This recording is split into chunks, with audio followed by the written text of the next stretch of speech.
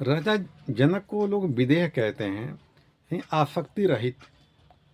तो एक बहुत बड़े विद्वान थे, ब्राह्मण थे, इनके पास आए और कहते हैं आपको लोग विदेह कहते हैं, आपके अंदर आसक्ति नहीं है, लोभ लालच नहीं है, घृणा नफरत नहीं है, मुझे कोई प्रमाण दीजिए।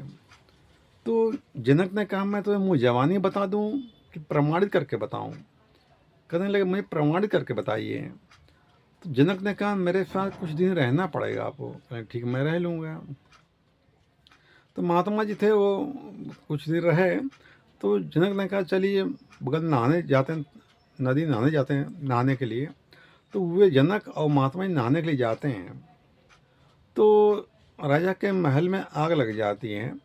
तो उनका जो सैनिक आता है, कहते महाराज आपके महल में आग लग गई है, सब जल रहा है। तो जनक कहते हैं तुम चलो मैं नहा कर अभी आता हूँ मैं। महात्मा जी भागे नदी निकल कर भागने लगे। तो कहले महात्मा जी कहाँ जा रहे हो? तो महात्मा जी कहते हैं मेरी लंगोटी जल जाएगी, लंगोटी सूख रही है आपके महल में। तब जनक ने कहा यही आसक्ति है, मेरा महल जल रहा है, मुझे कोई चिंता ही नहीं, तुम्हारी लंगोटी जली जाए तुम भागे जा रहे हो, ये आसक्ति है।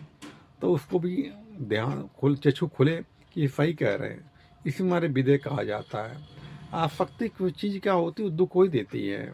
जो आसक्ति जिसको लगाव होता है ना, वही दुख देता है। इसलिए इंसान को मुझे लगाव नहीं रखना चाहिए। जहाँ इच्छा वहीं दुख है, इच्छा की माता दुख है, इसलिए लगाव अधिक नहीं रखना चाहिए।